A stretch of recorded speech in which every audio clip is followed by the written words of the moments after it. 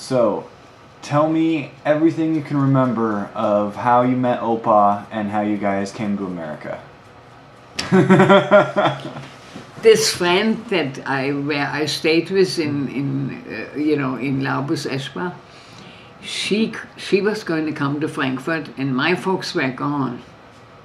Galinda and I were home, and they took the boys, and so she was going to come, and we were going to go to the movies and have a nice weekend, just us, the three of us. Well, I went to the train station, and she didn't come. Something came up and she called, but I had left home already. So I was really upset. And so the bridge was like here, let's say this was the bridge. And then if you went down here, there used to be a roller skating ring on the river. And there was a fancy restaurant with it right here. Well, this was really the shortcut, so I went this way, And here comes this GI, and he said, he was 3 feet tall, he was bouncing up and down, and he said, they had practiced with him, where was I going in German, and when I didn't respond, he started screaming at me I was a Nazi and got really nasty, and here comes this guy, and said, is this guy bothering you? And I said, yeah, very much so. And he said, well, a young girl like you shouldn't be, it was just getting dark, it was in September, shouldn't be out alone, it's not that safe yet. Maybe I'll better walk you home. And so he walked me all the way home, and he said, I paid no attention how we got here. Your dad could find anything in the middle of the night if he had been there once. And he said, you need to walk me back halfway because I'll get lost, I have no idea. And I said, okay, I will, but we're not playing this game all day, because all night, I'm going home. I'll take you where you have a straight shot to the barracks, and that's it. And so he said, maybe you would like to stop for a drink. And I said, no, I only drink champagne, because it was totally impossible to get champagne, so that was really safe, And he said, well, I'll buy you some champagne. Why don't we make a date for tomorrow afternoon, and I'll buy you some champagne. And so I had made a date with one of my friends. We were going to go to the movies, and so I said to her, I got this GI, he's going to buy me some champagne, I don't really want to go. And she said, that's really not fair. If you don't want to go, you go there and tell him I don't want to go. But he's probably anticipating you show up. And so we went to the streetcar station, because we actually had planned to go to the movies. And she said, and then when we got there and the streetcar was almost coming, she said, I forgot to lock the house. My mother's going to kill me. You go on, and I'll meet you down there. And if you're not there, I know you changed your mind and you went for the champagne. So I went there, and there was those bars where, people, you could go down there, but you hold on to. And on one of those, he sat there. And he jumped down, and he said, oh, I wasn't sure if you were coming or not.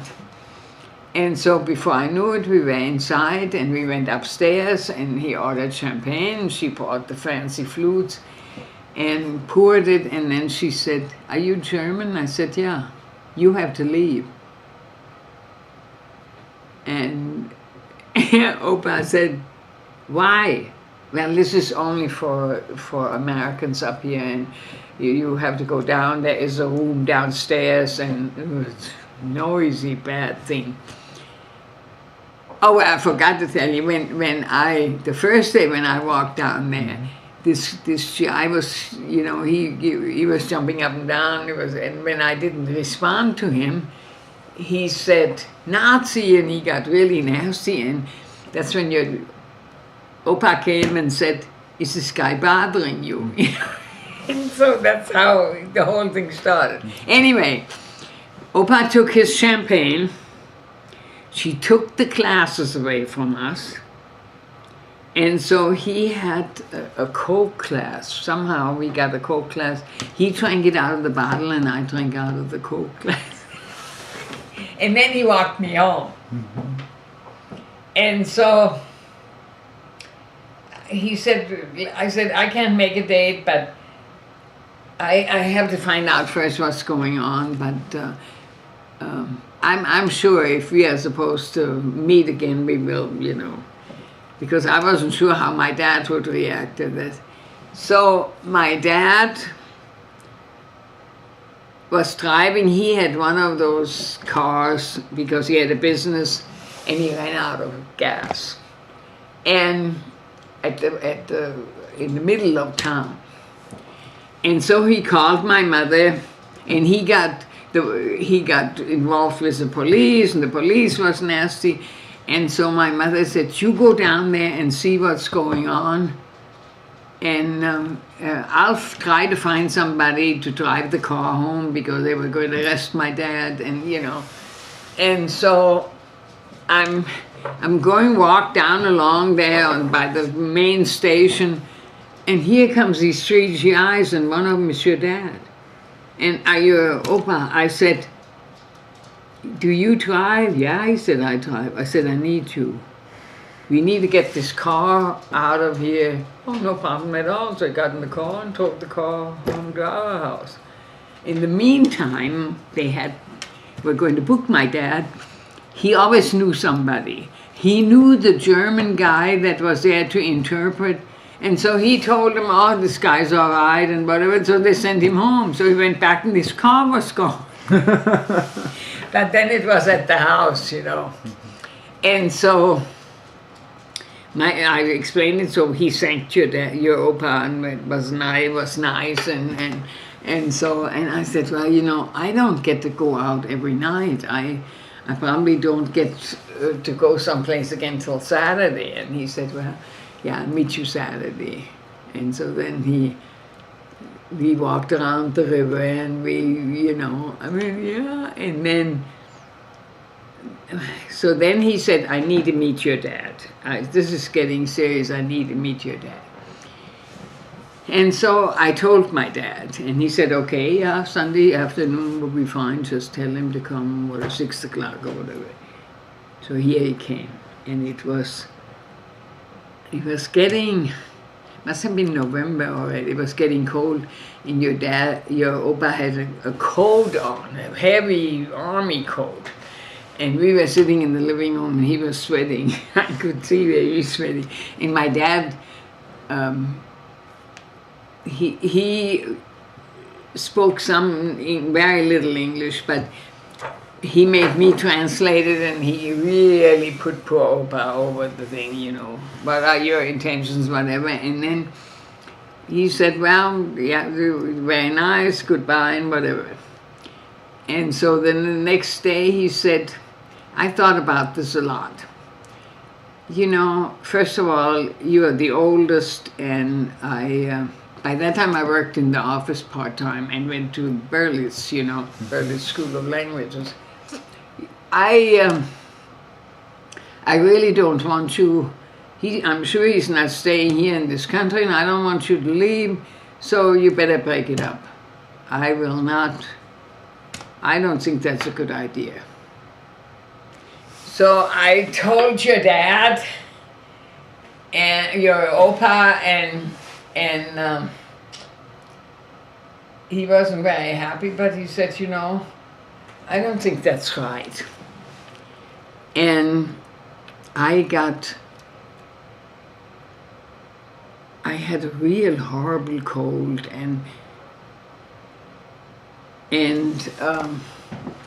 so I saw Opa a little bit on the side or so, you know, because we met someplace or went to the movies whenever I could get away.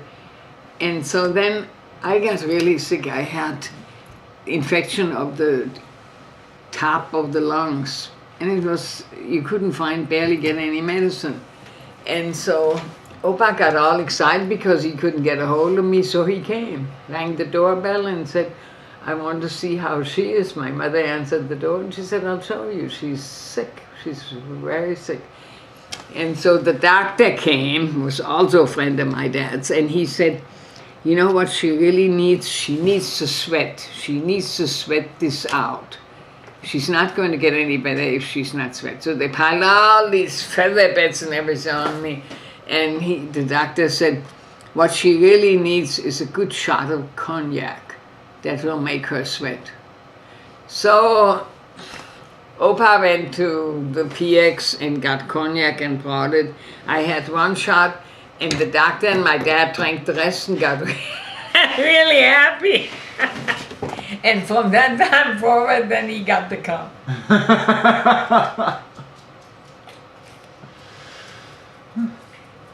But, well, it was really funny. Some of my friends that where I knew very well through the Hitler use, they would not speak to me anymore when they saw me that I was going or heard that I was dating an American. I mean, he was just, it wasn't his choice to be there. They drafted him, And he was very polite and really nice, and so that's how it went. How did you guys, how did he propose? How did you guys get engaged? Your dad had something wrong with him on his chest. And so they admitted him to the American hospital. And there was the nurse was an American, and she was going to party with some officers, and they were going to put the light on Opa's chest, because it was. And she partied and forgot about him and burned him. Burned him, 2 layers of, it was like little rivers going down his skins. And they thought that maybe that was the time when they had a big movie about the third man, because there was people on the black market, they somehow got a hold of that serum and siphoned some of it out and put water in it, and there's a lot of people actually died, and some of them got infected like Opa. Mm-hmm. And so then they decided they couldn't do anything for him in Frankfurt anymore, and they were going to ship him home. There was no time for us to get the papers together, nothing. And so he called and he said, I'm being sent up to because it was a hospital ship up north, where can you come?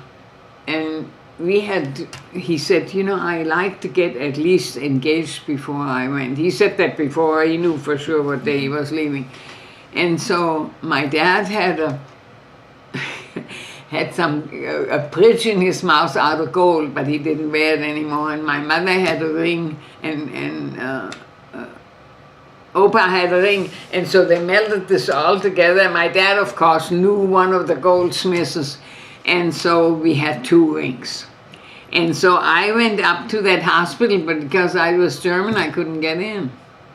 And so he came to there was big, long, tall wires, and through the holes of the thing, I gave him his ring, and I put it on, and he put mine on, and then I cried, and he came. He had to leave, and then everything when we got over here was not. He had hoped that he could send for me right away, but there was no money. His mother was remarried, and it was a real frat mess.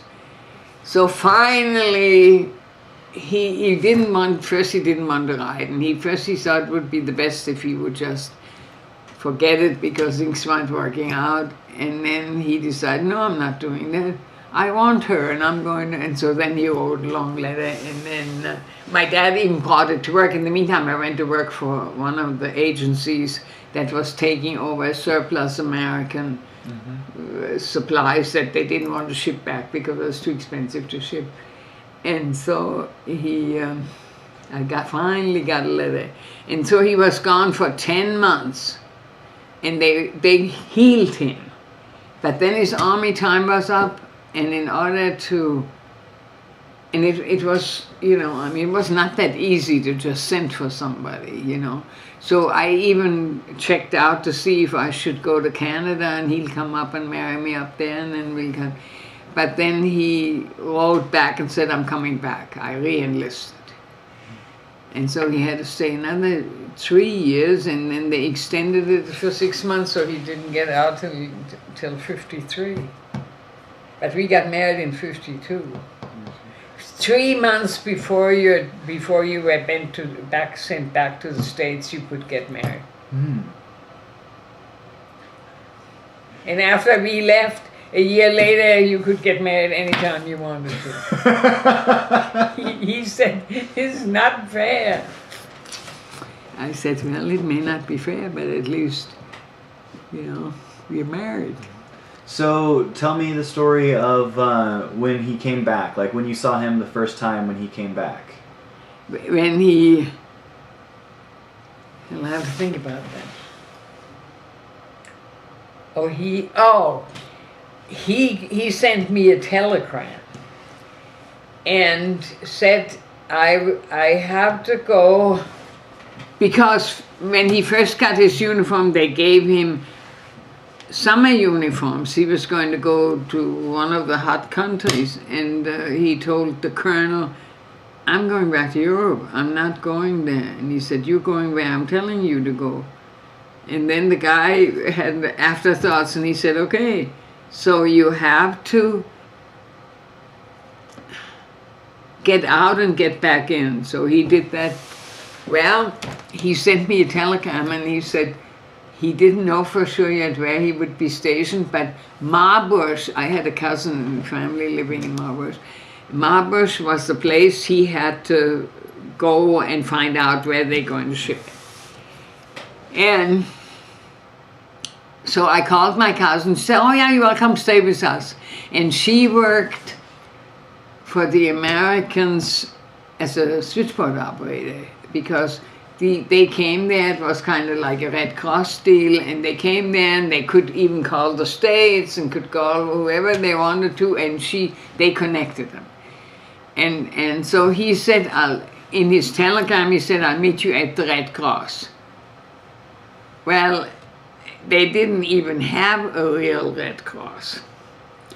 So, so I finally I told him to come to this base. It was an army base, and then she said, we'll figure it out. So she said, now, I'll sneak you into the compound, but you have to act like you know where you're going.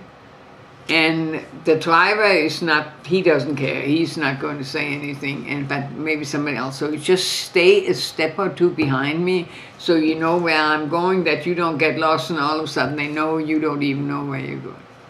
And then you can't act, you have to act like you're working there, you can't act like you cannot touch him, it has to be strictly business. Okay, I was a nervous wreck, but I went there, and so he came. He went to the Red Cross section first, and that didn't work. And he called my mother, and she told him I was in Marburg. And so here he comes after 10 months. And I'm can I help you? You know. So then he said, yeah, he wanted to make some phone calls, and he put it down there. And then one of her friends took a break, and so the friend came behind. She said, come with me, you can sit in the employees' lunchroom or something, you know. So we got to go there and so on, and then we got to whisper a little bit, you know, and then the next day he got a pass and he came to her house, you know. And we still didn't know where he was going to go. And then he finally got his papers and he went to Hanau, that was only 18 miles from Frankfurt. So, and my mother's twin brother loved to go to the horse races. And whenever he won, then they had a picnic, and they went to one of the beer joints or apple wine joints, and drank up the winnings, you know. Well, one day I was really mad at him, and I wanted to do something, he didn't want to do it. So my dad and uncle and Opa went to the apple wine place and got totally plowed. And my mother and the other kids had gone visit some of her family, you know. And so here I had those 3 trunks. I would put one to bed and the other one got up. It was horrible. So finally, he had to be back on base in Hanau. So I took him to the train and I waited till he was in the train. And by the time I got home, he was back home already. He had walked along the tracks and got there faster than I did. So I said, what am I going to do? You're going to get court-martialed and they probably ship you home. No.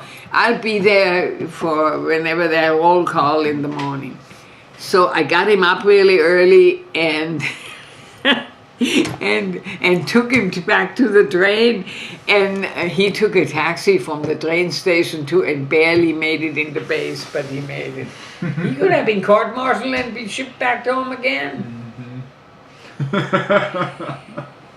I was so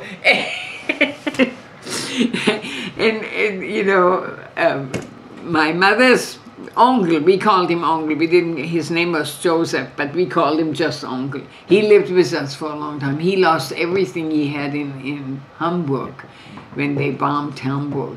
And he was not one, my mother said, he said one time when he had been drinking a little bit that he had a son and a wife. But he never talked, she tried to get him to talk about it again, but he never talked about it, but they got killed in that air raid. So, you know, the British could only fly to the coast, to the German coast, north coast, right? Once the American came, that's when the air raids really started, because they could fly all over, you know. And so, but I tell you, I always said I'm going to write a book, but I haven't done it yet. I mean,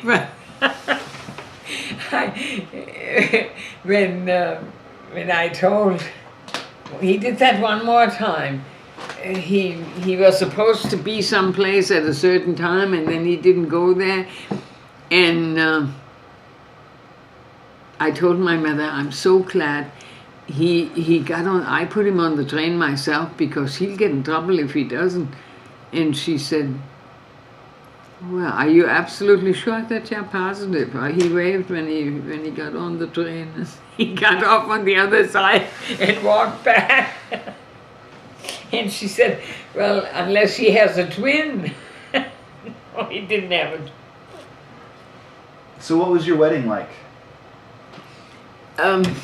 Finally, there was a lot of American women in the army that really boycotted all they could to make sure not too many Germans got there, you know. And he was waiting for the wedding papers, and he called and they didn't have it yet. Well, one of those whacks had gone to on vacation, and she left a note, none of the papers are being processed while I'm gone. And so our papers laid right there in that basket with other people. And he kept saying, you know, my time is running out. I'm supposed to be, you know, leaving. And finally, so there was a guy where I worked, he spoke English really well. He actually was the personal secretary of the emperor when Germany still had an emperor as a young man, you know. And he called. And he said that he was my father. He finally got through, made sure he was my father, and I was waiting for my permission to get married, and we had waited for a long time already, nothing was happened, and he had some connection. He was really good at that. And he wanted to know what was holding it up. Within 2 days we had the papers. But when you can't talk, you know, you don't. So. And then we went on the ship. Well, was it just like a court wedding, or did you have like a church wedding? We had a church wedding. We got married. In Germany, you have to get married by law. So we had to go to City Hall. My dad and one of the guys from work, the guy that had called, you know, he was my witness and he was Opa's witness and my dad was my witness, right? And so then we went to City Hall and the guy spoke English really well and he went on and on and on. You're taking this girl from her home, from her family, into a strange country. Are you sure you know what you're doing? Opa said, I almost said, well, if it's that bad, I'd better leave her here.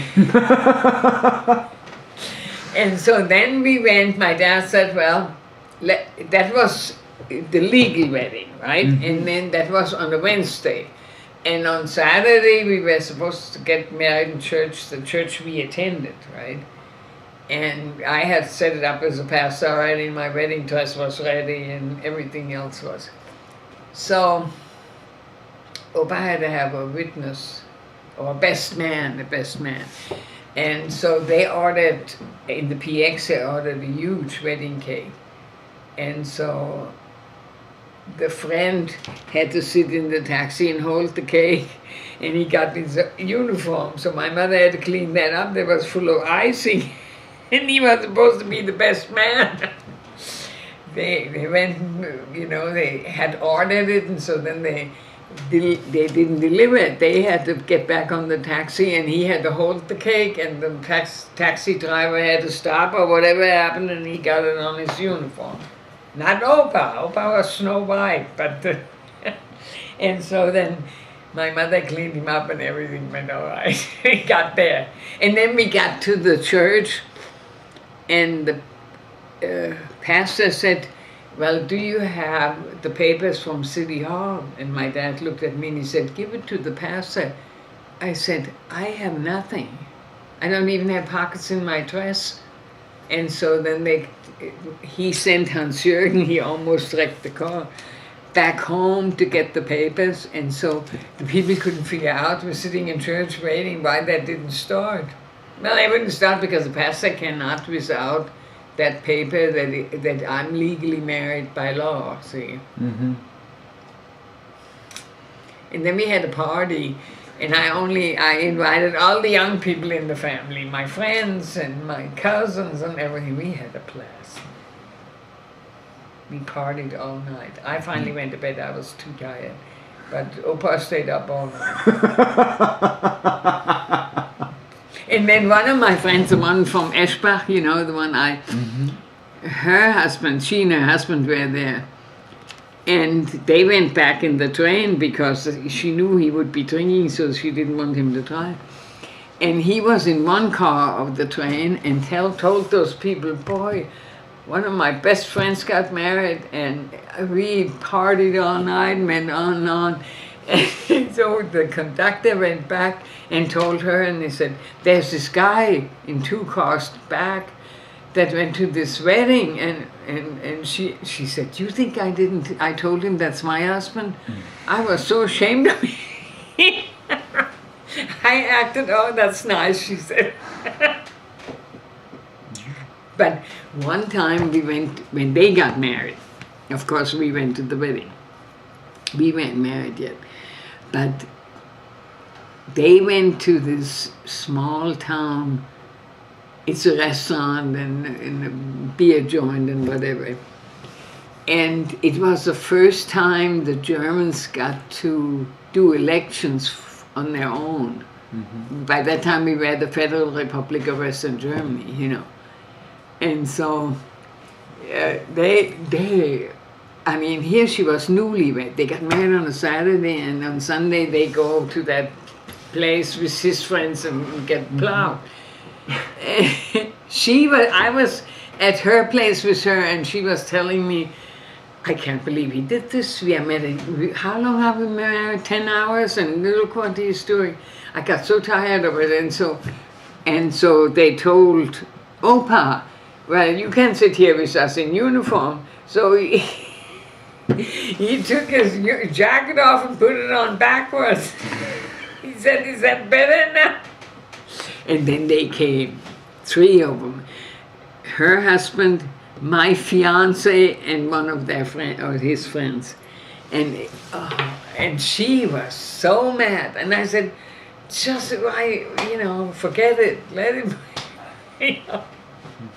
Opa always talked about that. And then that was the first time we got elections, and so he said he voted too. Well, he couldn't have voted. But he told that one of those people, Opa spoke German really well, so I could leave him someplace, and he got a conversation going, and it was, And then, what happened when you guys, were getting ready to leave to America? Then, see, we got married in November, and one of my friends, that from Michigan, he and Opa were really good friends, and she and I were friends. She had to wait for 3 months before they shipped him home. And then she had to wait for 3 months, so my mother said, oh, that's good. You'll probably be here for 3 months, we can get a lot of things done, and get everything packed, because the army came and packed my stuff. And then now, because he was a sergeant first class, he got shipped home earlier, and he had a cabin all by himself. And that made those American girls really mad. Oh man, because their husbands were make PFC or whatever, and they had to sleep in the bottom of the ship. And there were 6 bunks, 3 bunks, double bunks in our cabin. And so they wanted me to sleep with the girls and have the guys sleep with, and he said, Opa said, this is my 4th trip across this ocean, and I am not. I'm staying in this cabin. I earned that. Wouldn't do it. And then we got to New York, and then we had to get on the train. We had train tickets.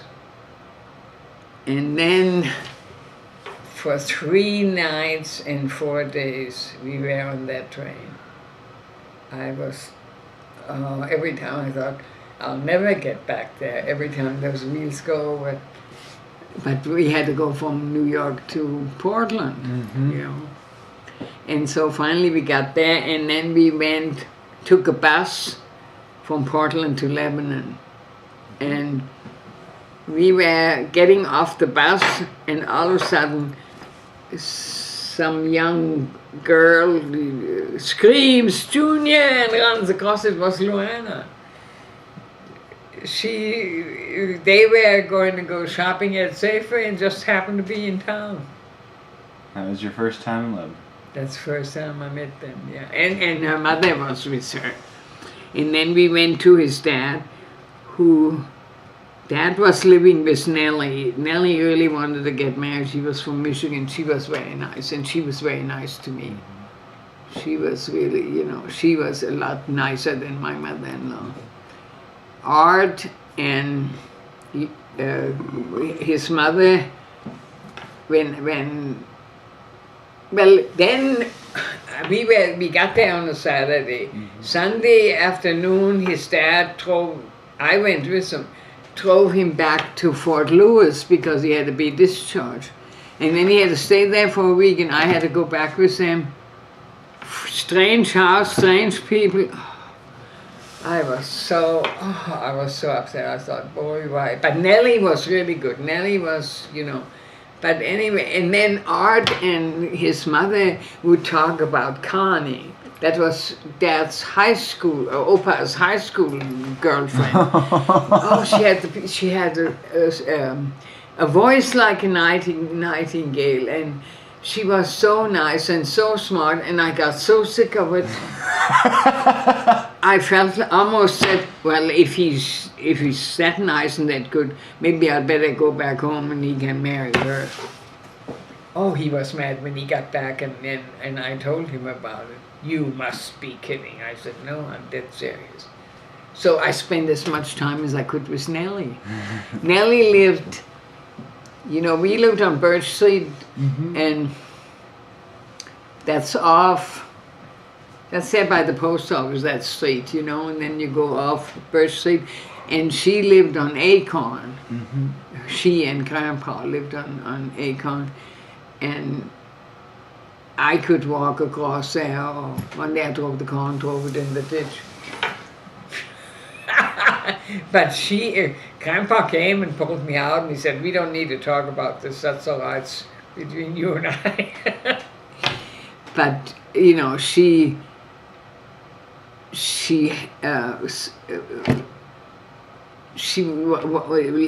cooked dinner for us, and she was just really nice. But Grandpa, he was a womanizer. It wasn't exciting for him enough, and so she went back to Michigan, and he had some weird relationships, and too bad. Well, I think that's where we'll call it good for tonight. We got a bunch of good stories. Yeah, you have a whole bunch for you that will make a bestseller if you type that all up.